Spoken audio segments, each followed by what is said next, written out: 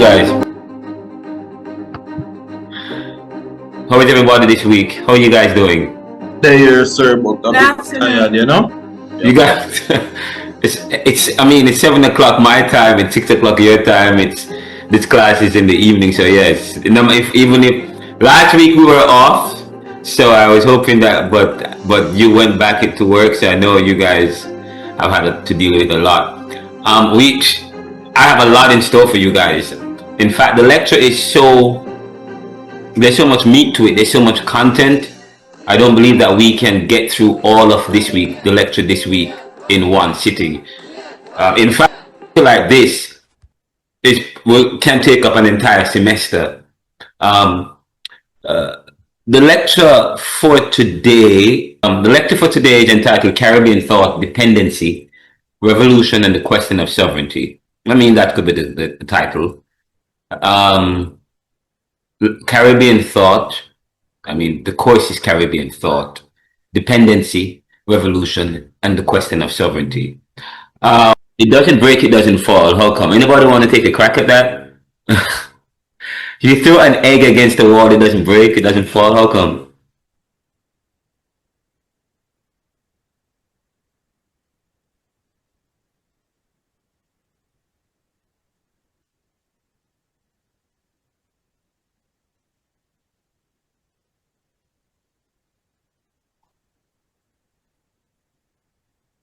Anybody want to take a crack at that? Sir. Yeah, brain teacher question. Go ahead. If you throw an egg that isn't boiled, it Is that we say that, Kevin? Yes, sir. But if it's a boiled egg, don't know. Okay. Not necessarily so. Anybody else? You throw an egg against the wall, it doesn't break, it doesn't fall. How come? The wall would be it. The wall. Marjorie. Yes, sir. Good evening. You heard this question before. How you get it so quick? You heard this question before. Oh my God! You should not have answered this question because you know it. No, sir. We just think about it. So the wall and the it. You're saying the it. Oh wow! Well, yes, the antecedent of it is the wall, not the egg. You are right. It's the wall that doesn't break, and it's the wall that doesn't fall. Wow, that is right on the money. Right on the money. But usually, when I do this previously, it would take people the whole class to get it. People just couldn't get the answer. They're saying the wall is boiled. The wall wasn't. The egg wasn't boiled. So on and so forth. It stick to the wall. But no, it is referring to the wall. But I usually ask this question when I'm going to discuss critical thinking, when I'm going to talk about critical thinking, and the idea of if you look at the wrong thing, you get the wrong thing. Okay. But yes, it is the wall that doesn't break. It is the wall that doesn't fall. Okay, that's a good one. I have for today's class. As I was saying to you guys, today's class, we're looking at Caribbean Thought Lecture 3.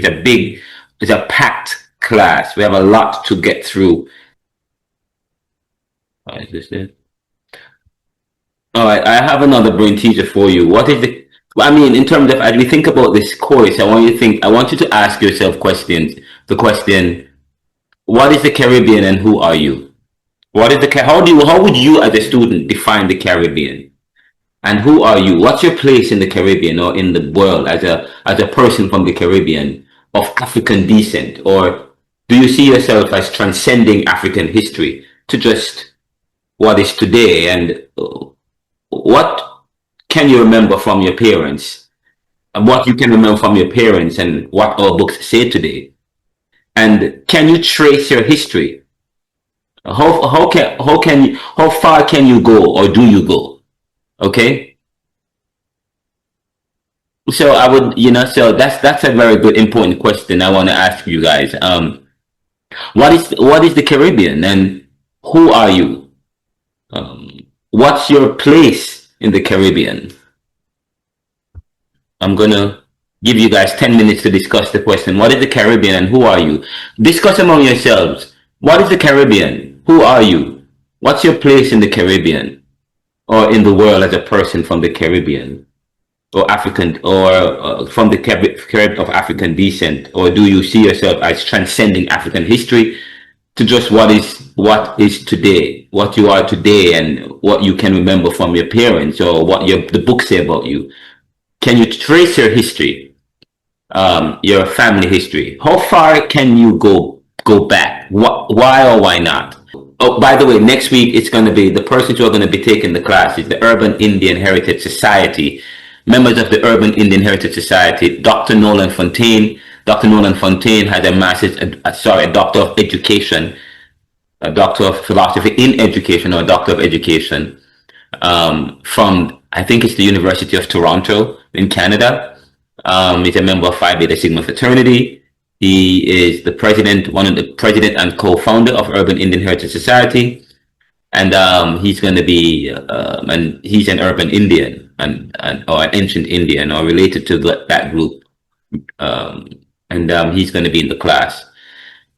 He's going to be helping to facilitate the class, and in addition to Phoenix Moon, who is the founder of the organization, who he's an activist and have worked to lobby the government, to lobby the U.S. The government, and has for regarding the misclassification of urban Indians in America or people in America, and actually they have worked to recognize some Indian tribes in America successfully, and they continue to raise awareness and to advocate for urban Indians throughout the world.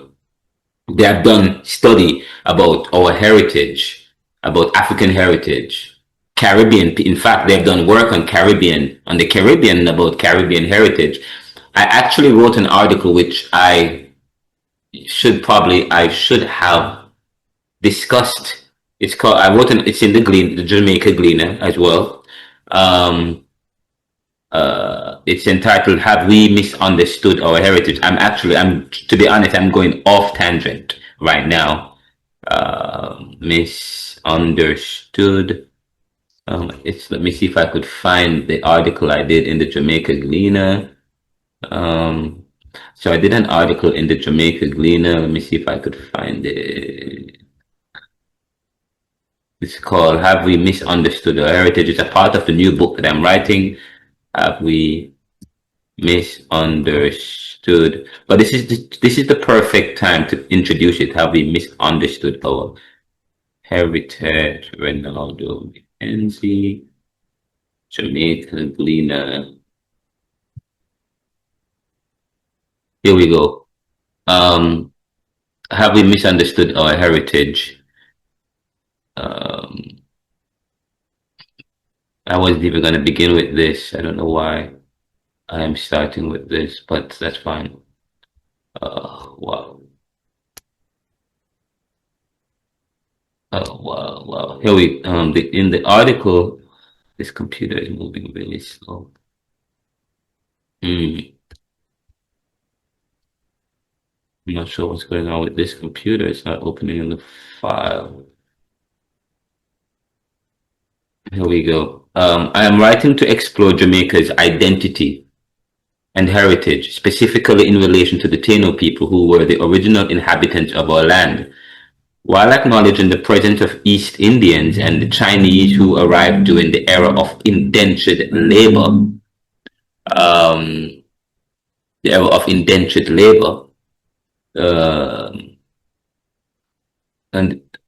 Indentured labor after the abolition of slavery in 1865, the majority of the population, comprising individuals with black or brown skin, is believed to have African ancestry following the eradication of the Arawak Indians by the Spanish.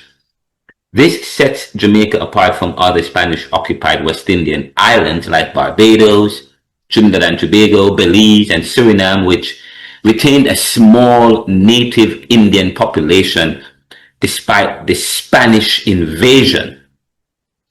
And this is in the Jamaica Gleaner. If you type in "Have we misunderstood our heritage or our history?" Ronaldo Mackenzie. Jamaica's history documents the replacement of the native population with African slaves brought here by the Spanish after the English defeated the Spanish in 1655. Okay, the English defeated the Spanish in 1655. Jamaica became a significant port for the slave trade and sugar exploitation. So when Christopher Columbus was here, discovered the New World, Haiti, Cuba, Jamaica. Well, I don't know why I shouldn't call it the New World. Sorry, discovered this region of the world in the 1400s, 1490s. He he saw some people here. When by the time the British came in 1655, of course, the Spanish did not think that the islands were rich, and they didn't think that they didn't set up much a military base here, so to speak. And so it was easy and there was infighting. It was easy for the British to come into the Caribbean, to Jamaica and some part of the Caribbean to dominate, because the British didn't have much interest, because they thought there wasn't much wealth here. And because of infighting and so on and so forth, many died from smallpox, so on and so forth. But when the British came, they found black people. Where these people came from? Where these black people, or they found people who they refer to as black or as African people, and said that in Jamaica and some parts of the Caribbean, much of the Africans were wiped out. But of course, now we are rethinking that, because how is that possible? But I referenced that. I said nonetheless, those who so I said in the article, I said that, however, there is limited. Jamaica's history documents the replacement of the native population with African slaves brought here by the Spanish after the English defeated the Spanish in 1655. Jamaica became a significant port for the slave trade and sugar exploitation. So much of the slaves that came in, they said, is believed to come because of the slave trade, and many they were brought here. However, a lot of the people who we call Maroons were the people who escaped to the mountains. It is said that many of the slaves had Africans here, and they freed them and they fled to the mountains, and they fought the British for years. Throughout the Caribbean, they fought the British for years. But where these people came from, where did they come from? Were they really Africans? Are they really natives? But of course, we're learning the Urban Indian Heritage Society is going to be coming here talking about their research about African Caribbean heritage. I started doing some research, and now we're learning that their Africans were already here before Columbus came, and many of the indigenous people retained many artifacts. They traded heavily, and of course, I've been reading. They came before us. This book, you can't see it. I have to. They came before us. I'll have to stop my. Let me. Video and effects.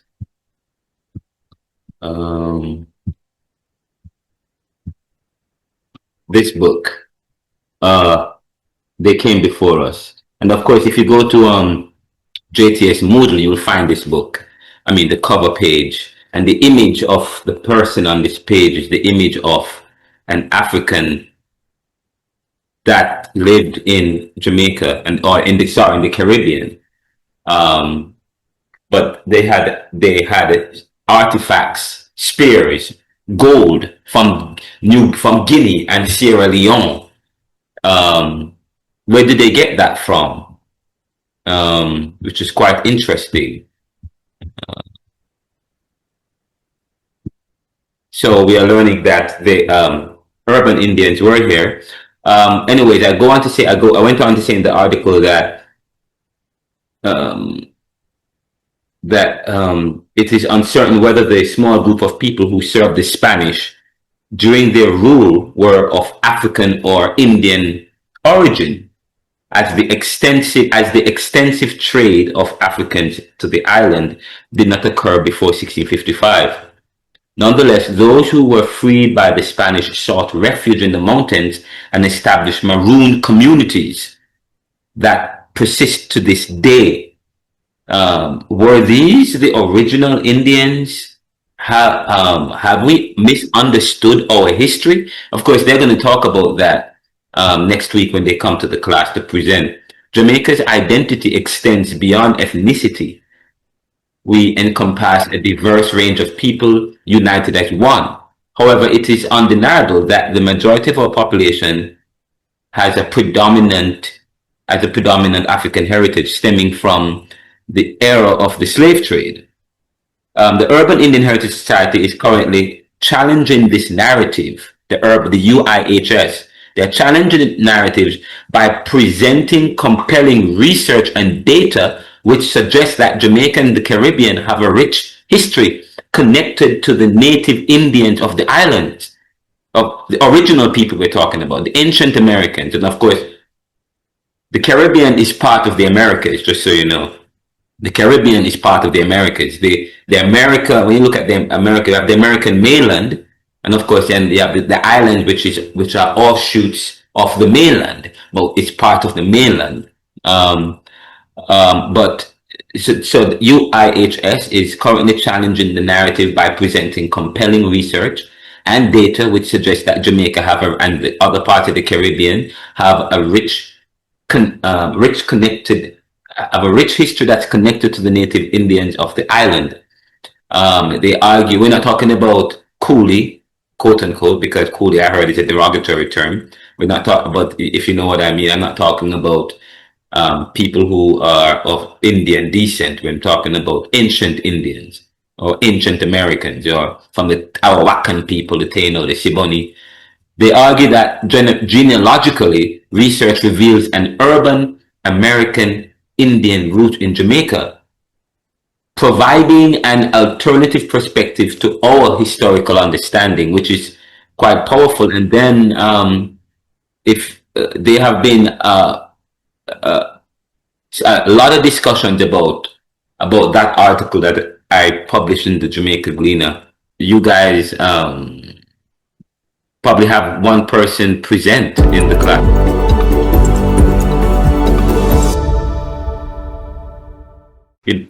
Is it real freedom if freedom is handed to you ceremonially, if it's gifted to you? Is that true freedom? That means you still recognize your master. You still recognize a master. You still have a master, someone who gives you freedom. I thought all of us are made as. I thought all of us are freed men. Fanon points to that. How is it that we are being given independence and given freedoms?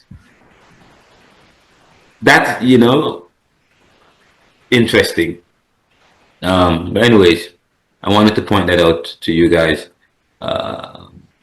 Today's lecture, I ask you, what is the Caribbean and who are you? What's your place in the Caribbean? We're going to discuss that a bit.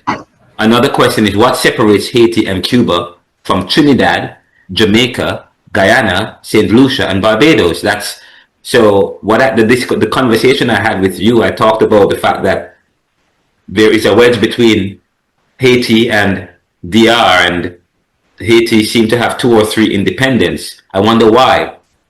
But there's something in their history, in their past, that continued to ferment the struggle, the turmoil in they're on the same mass of land, but there is something going on, and it stems from a lie that has fermented, that has become entrenched in people's psyche. In fact, some people in DR would not readily say that they're of African descent or embrace this African history. In fact, at one time, Juan Pablo declared we are not Africans. And some people became dissociate themselves from Haiti and Africa because at one time they were killing off the people who were of African descent. It's something to know about their history. But then again, I said to you, So that you're talking about the Parsley massacre?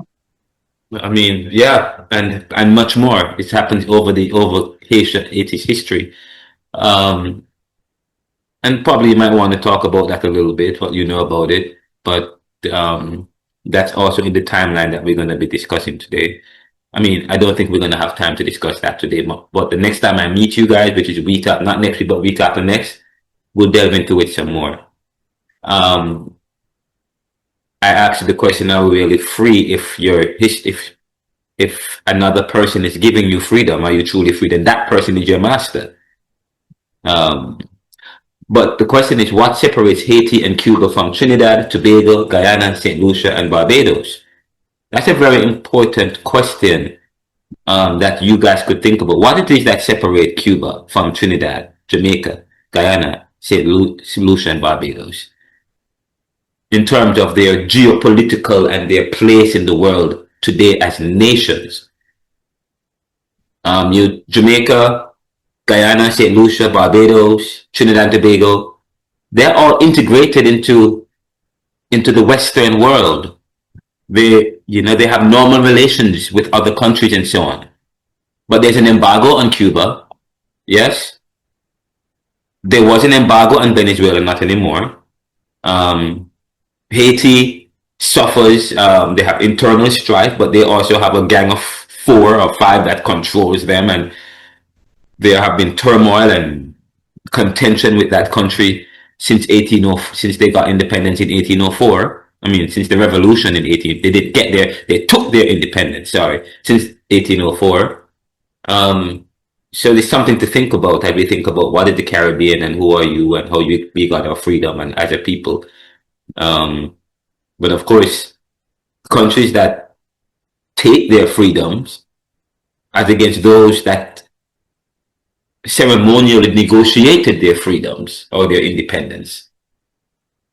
Those that ceremonially negotiated, which continue an elitist tradition, and the elitist tradition helps to protect the infrastructure that's already in place to maintain the colonial master's presence, and they rule over certain institutions.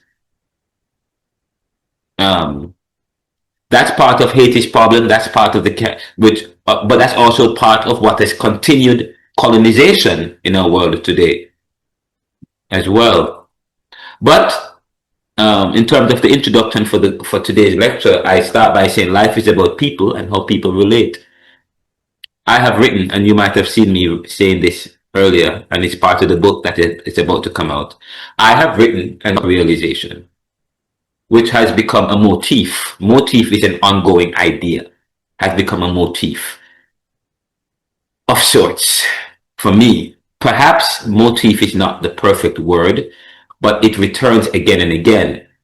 Nevertheless, I have written and come to the realization that life is about people and how people relate to one another. This is a very important thing. Life is about people and how people relate. Yet, life is what you make it or allow others to make of it for you. That's a very important point. I'm here talking about the dynamic of life. The dynamics of life.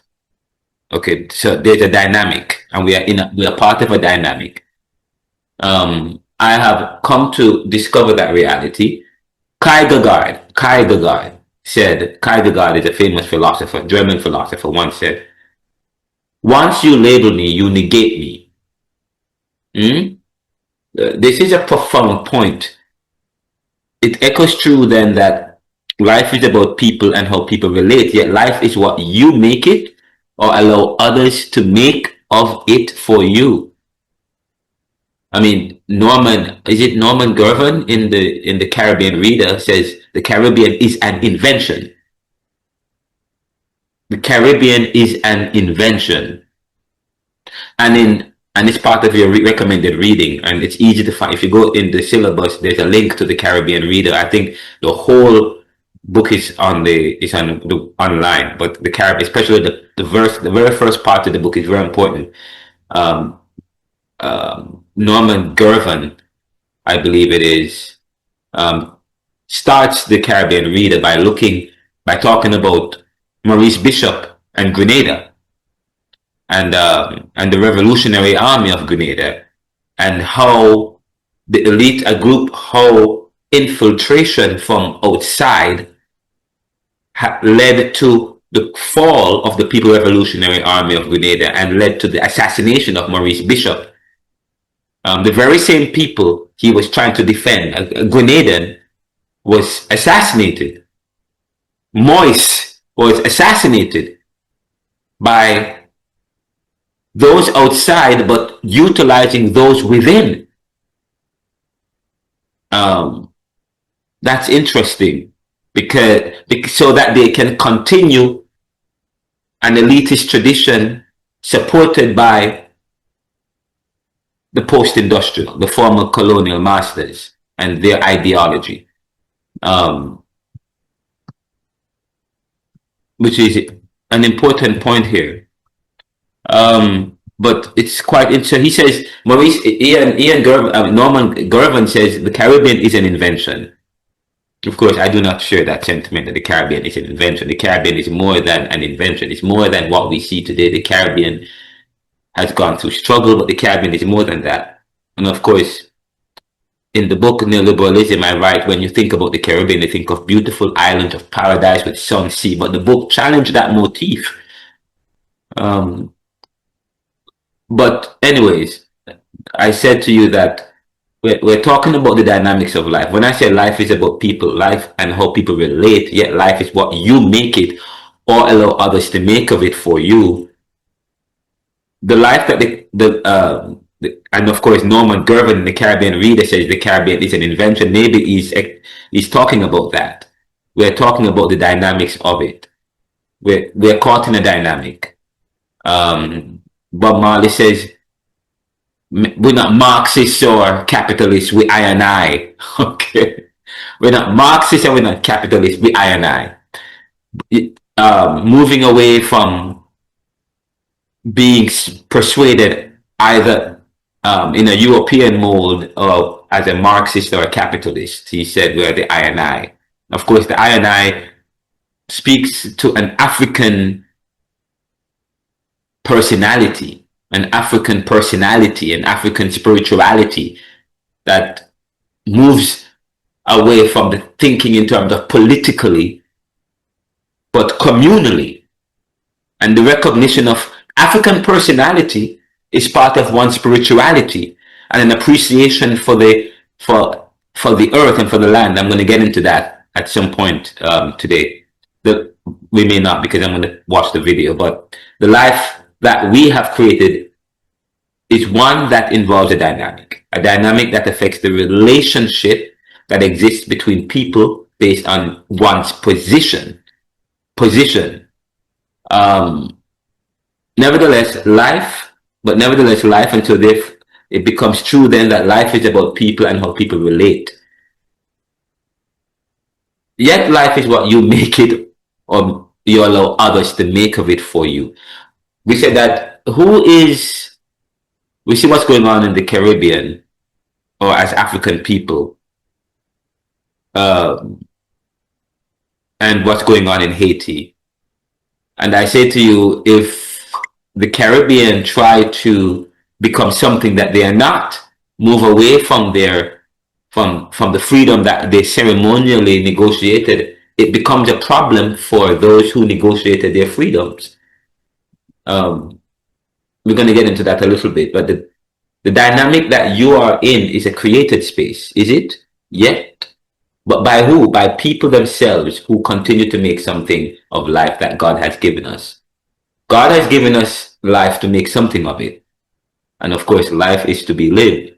So therefore, I ask you today to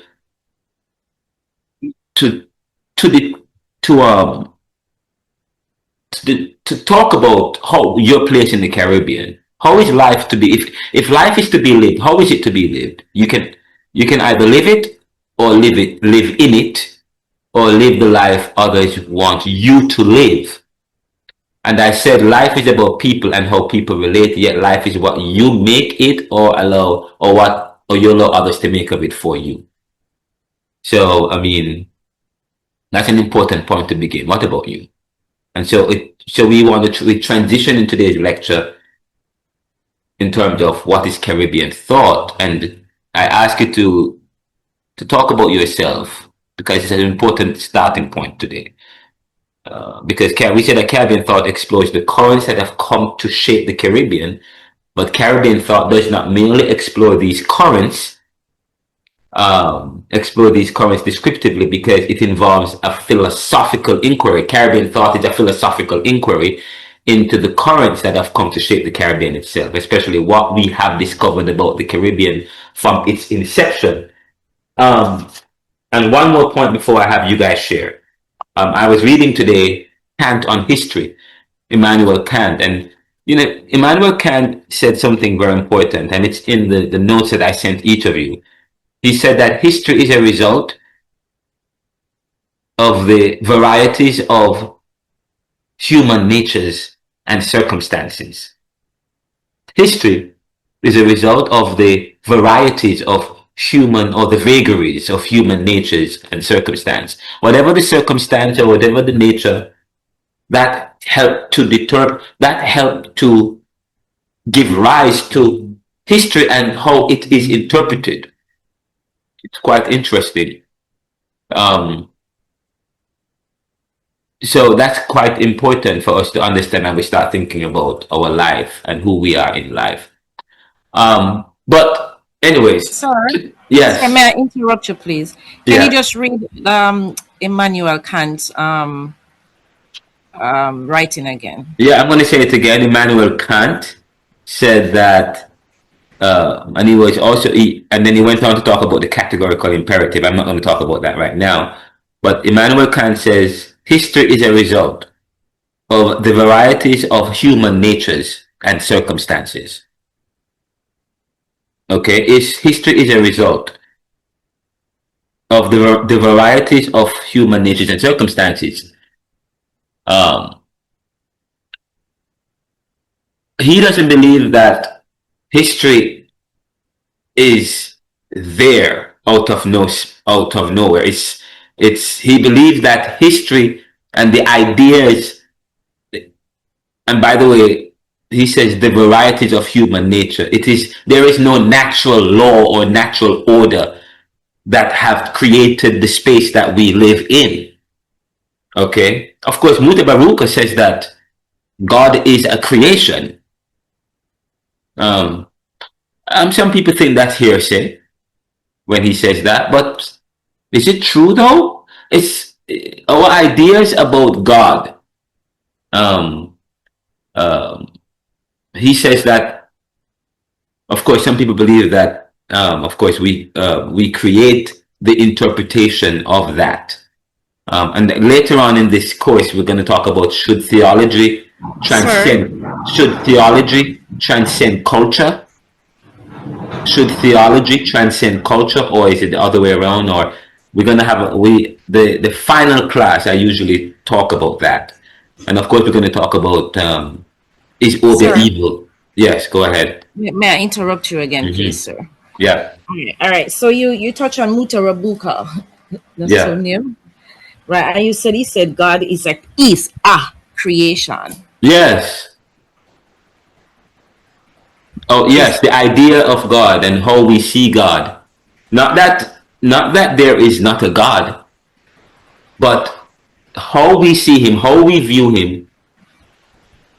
It is in an invention by human beings to help to continue their domination. But of course, that's why many people would go to Rastafarianism, because they talk about the I and a kind of spirituality that's far removed from a God, a God that is created to continue a kind of narrative. So of course, so he talks about that. Mutabaruka talks about God being a created space. I said, philosophically, many people believe that there is no natural order to things, but it is human beings that give rise to reality. Really?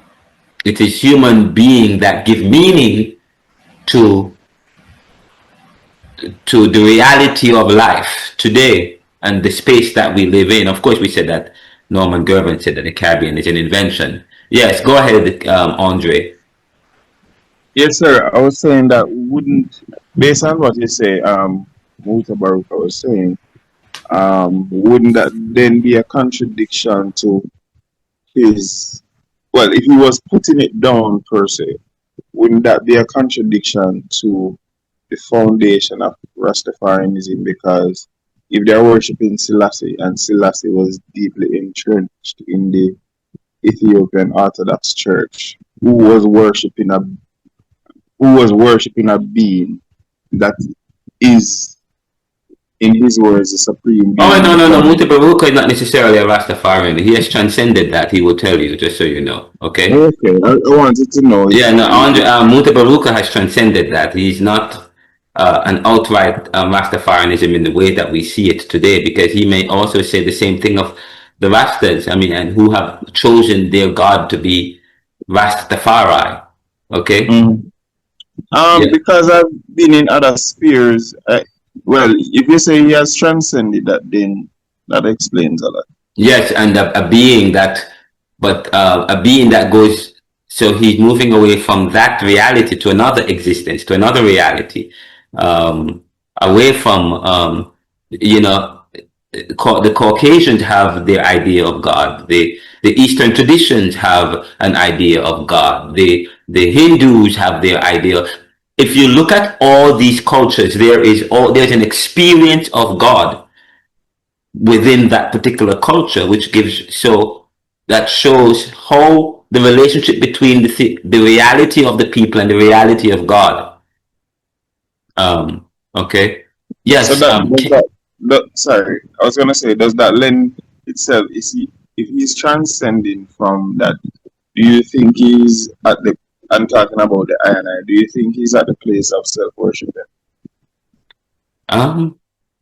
Well, that's a good question too. We could ask Mr. Baruch that, but I think it's in a sense, it would seem that, but not necessarily self. But he says it's what we have created to make sense of life. So it's what we have created to make sense of of life. You know, that's how he sees it. That's how he would put it. It's what we've created to make sense, and religion as a way for him is a way of of leading people in a particular of control. Religion helps to create control as well. Kenyatta, you had your hand up.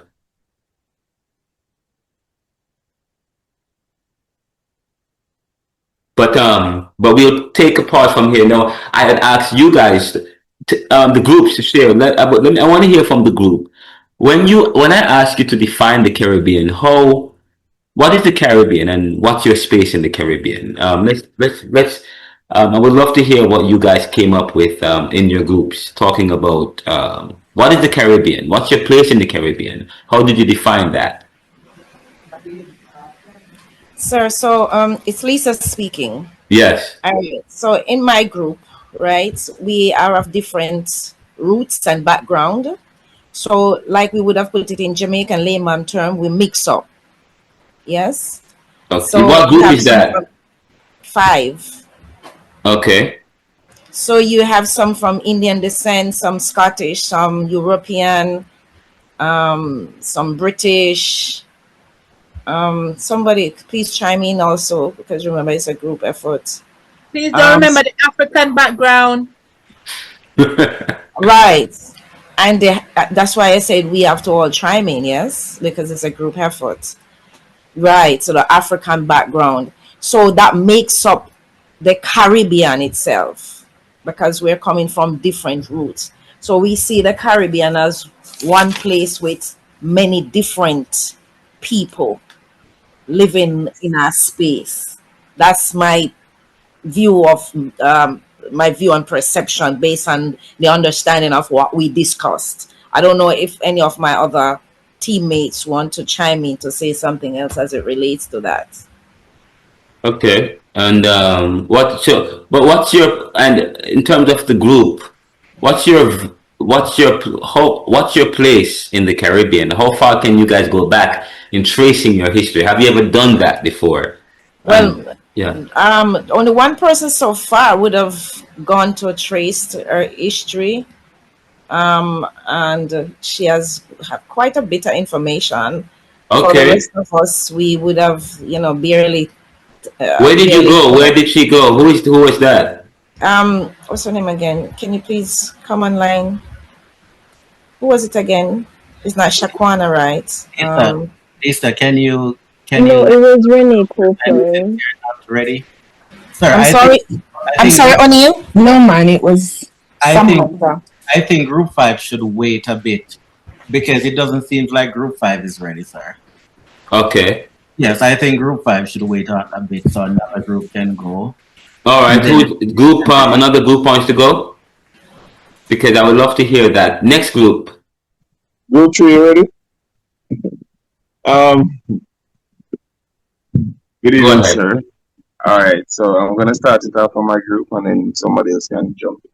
So when we looked at the Caribbean, I think one of the discussion that came up that we are not just merely a geographical location, but it was basically a melting pot or a splinter, or I would say of the bigger continental, or the bigger continents and the mainland of Europe, Africa.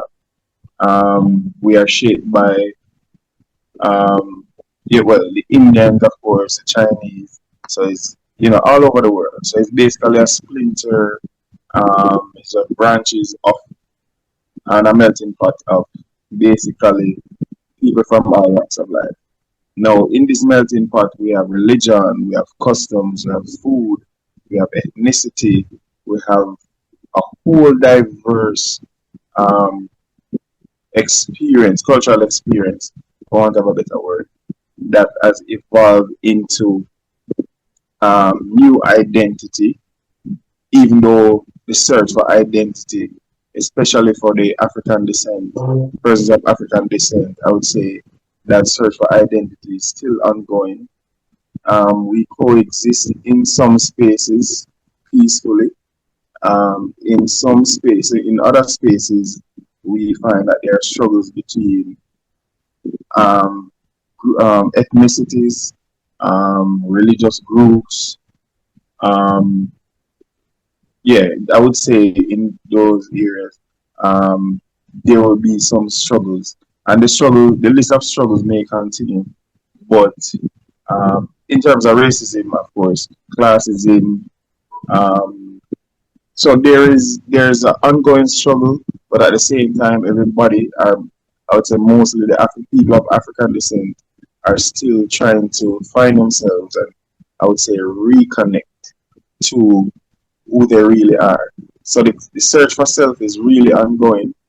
So that's the first part of the question. Anybody else want to pick up for the individual part?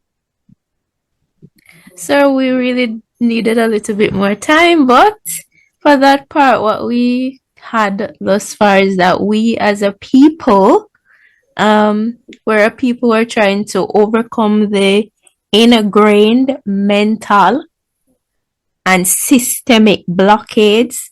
And like Andre said, we're trying to refine ourselves. We're trying to know who we are. And because of, as you were questioning about if we're able to trace these things, it is hard to do because of the Eurocentric viewpoints that have shaped who we know ourselves as we've been growing up. So we're trying to refine who we are. Okay.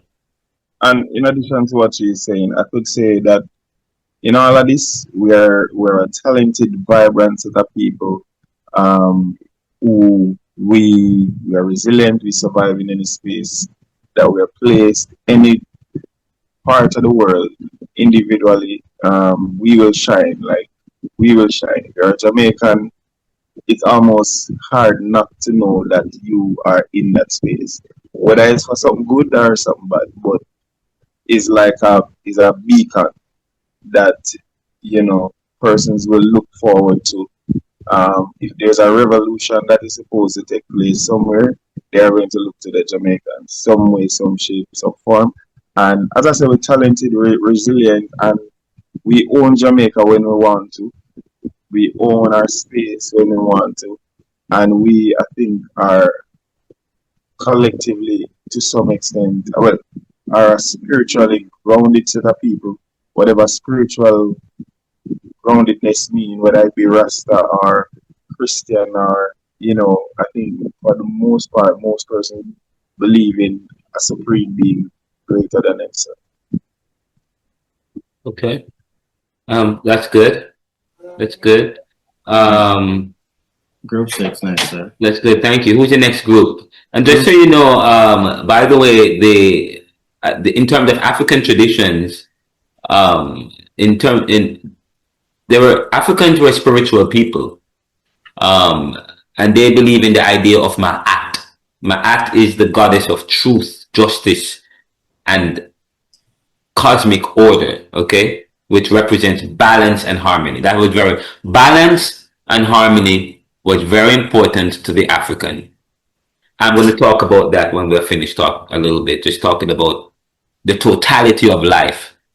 The God man up, God woman up. Man and woman were embraced as a kind of spiritual being, but they were one with the totality of life, with earth and so on and so forth. Mainly peaceful people who believe other people were peaceful. Okay?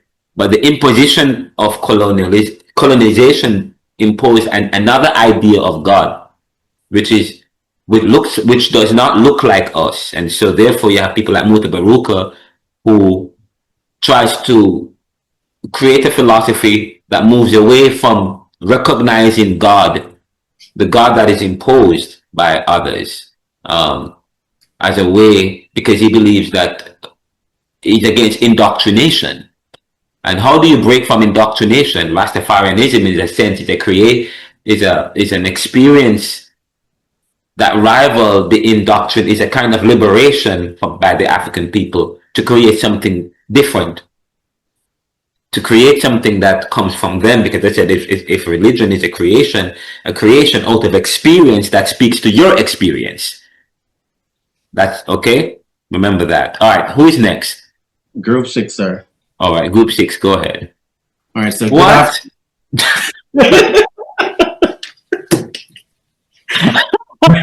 Yo. Okay. Go ahead.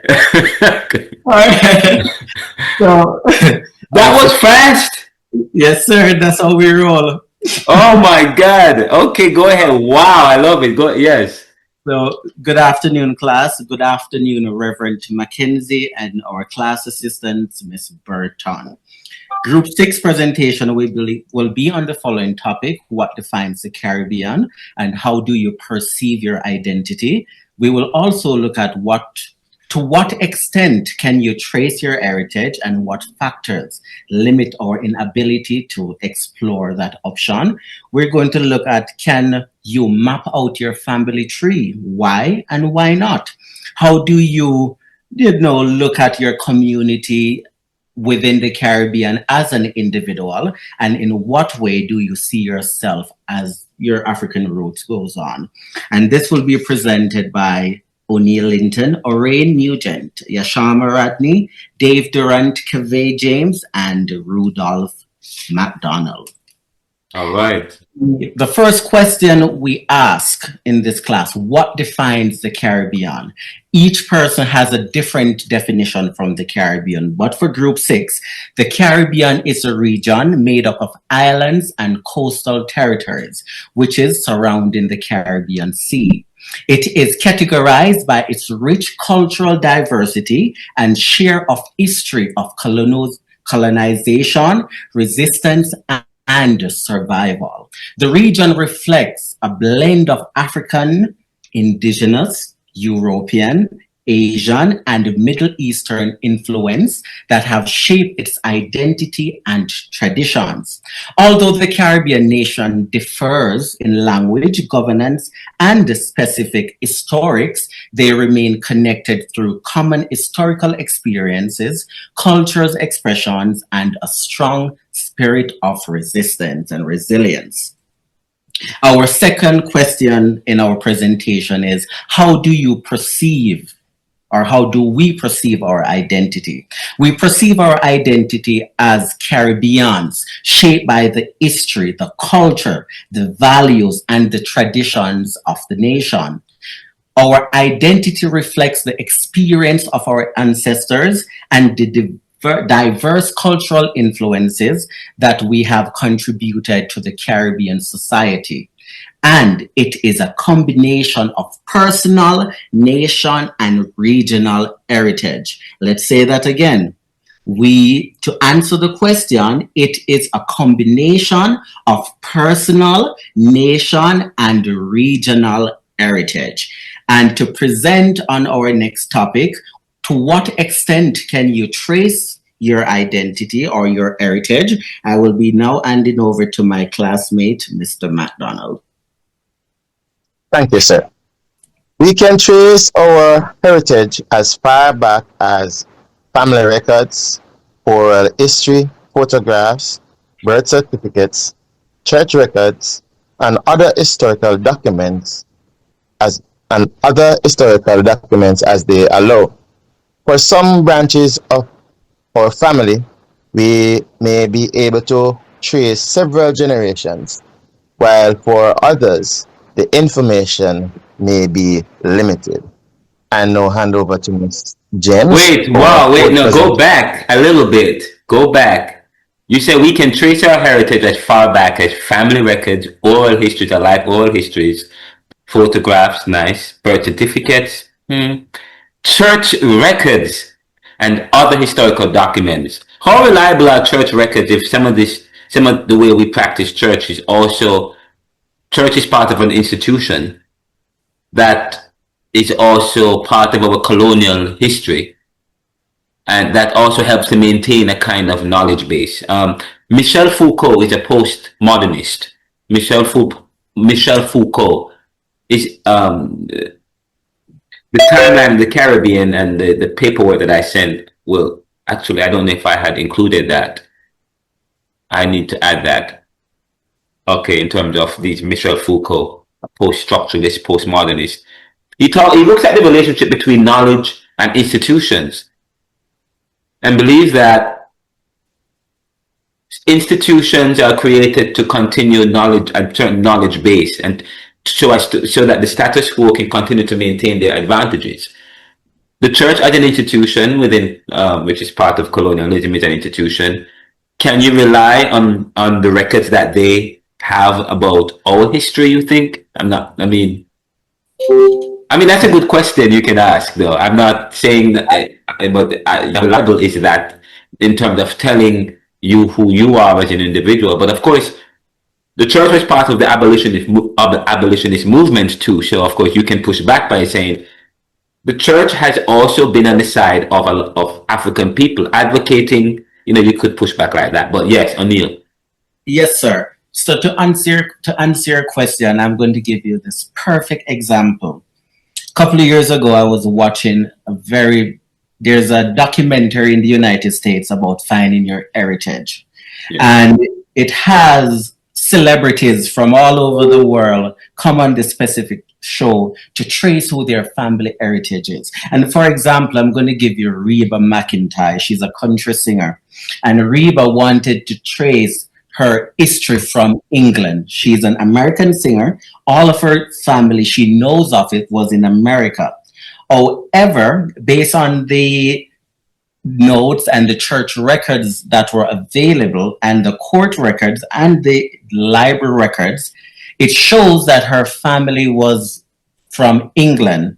And when she went to England and went back to that specific church that her family was a part of 300 years ago, there was some records. The church still has those records to show her, to say her great-great-great-great-great-great-great-grandfather was in the British military. Her great-great-grandfather had 5 children, and these are their names. So even though it is a gatekeep for different religion or different colonization, or very good adjective. Yeah, go ahead.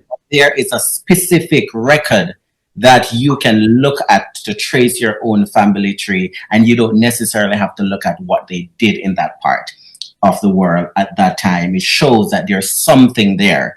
And if she didn't have that church record, she wouldn't understand how her family migrated from England to the United States and what process it took and why he left England for a better life in America. And that was 300 years ago. So I do. Is she African American or is she Caucasian? What is she?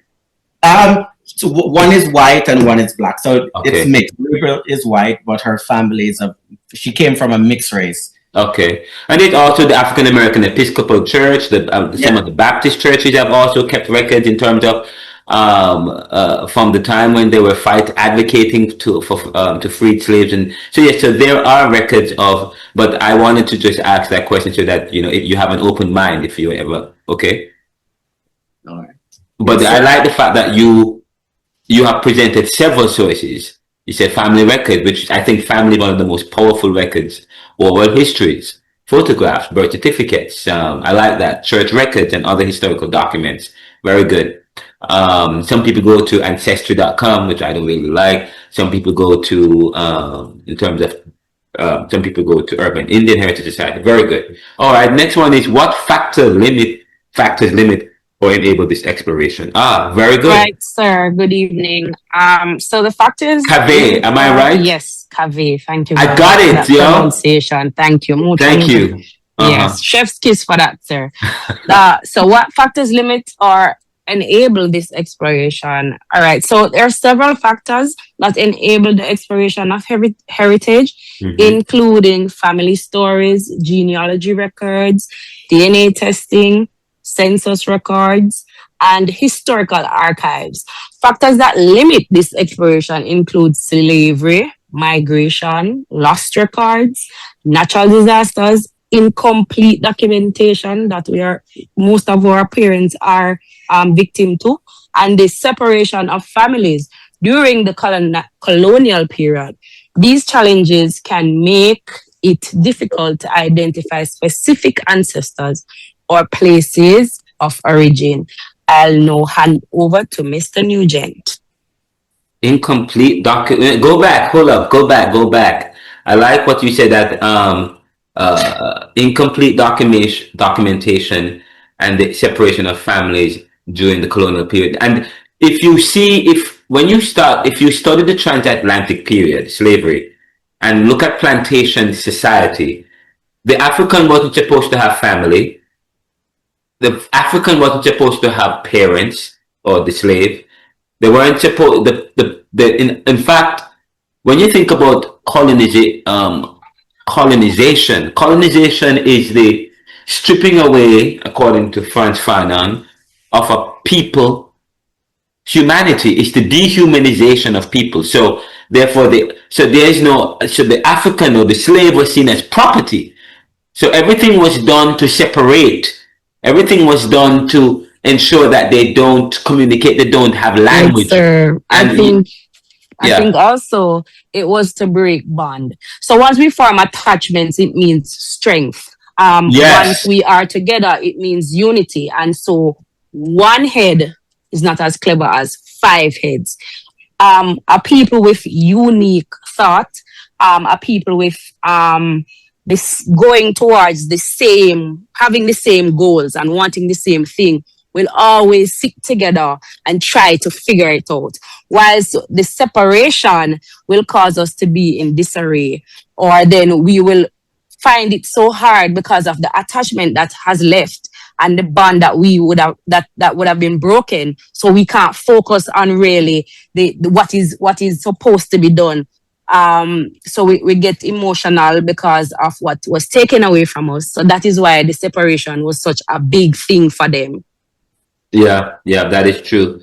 Yet the African people or the people were indomitable. They still found a way to preserve their heritage in a sense, They to preserve their connection. Some people can trace, some people can't, but they still find a way to. And then when you think about family life in Africa, it wasn't just based on biology. It wasn't just based on blood. Family life was very important to the African and to the slave. I think family life was very important, and that's one thing that you are discovering now. Family life, the importance of family life, and but in spite of the fact that we have some incomplete documentation, there are still ways that they have preserved their heritage, preserved their connection with their families. Kenyatta was talking about how people speak, and there were some traces of connection, like some Caribbean people, in terms of our look, in terms of our practices, in terms of our music, in terms of how we speak. There is some similarity that keeps that connection flowing. We might not be able to pinpoint that specific family heritage, but African family was beyond the specific biology. It involves a whole community of people. Anyway, but thank you so much for that. Who is next? I'm sorry. Yeah, We're still going, sir. We got. Okay, go ahead. So, the next question: can we map out our family tree? Yes, we can.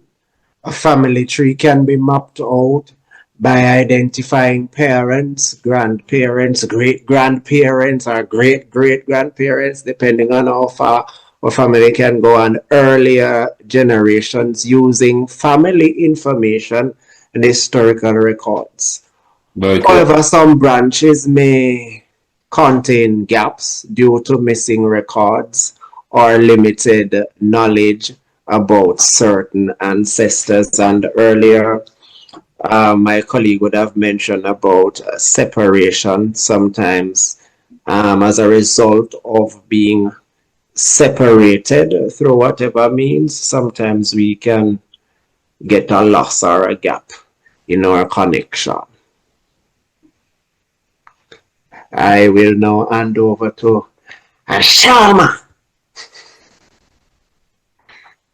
Very good. And number 6 asks, how do we envision or place within the global community as a Caribbean individual? So we said that as Caribbean individual, we see ourselves as a part of a global community while remaining connected to our cultural roots. The Caribbean has contributed significantly to music, literature, sports, science, politics, and cultural innovation. We can also contribute to the world by sharing the Caribbean values, culture, creativity, and perspective while working towards a positive change within society itself, basically.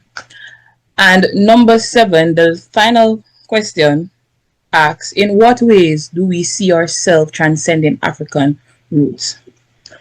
And we said we do not see transcending African roots as moving beyond or away from them. Instead, we see it as building upon them.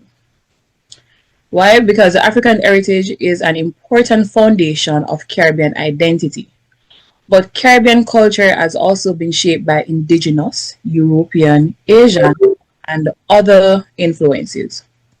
We honor our African ancestry while embracing the unique Caribbean identity that has emerged through centuries of cultural exchange, adaptation, and growth. Our identity is both rooted in African heritage and enriched by the diverse experience that define the Caribbean. And this brings us to the end of our presentation. Thank you. Wow, thank you so much.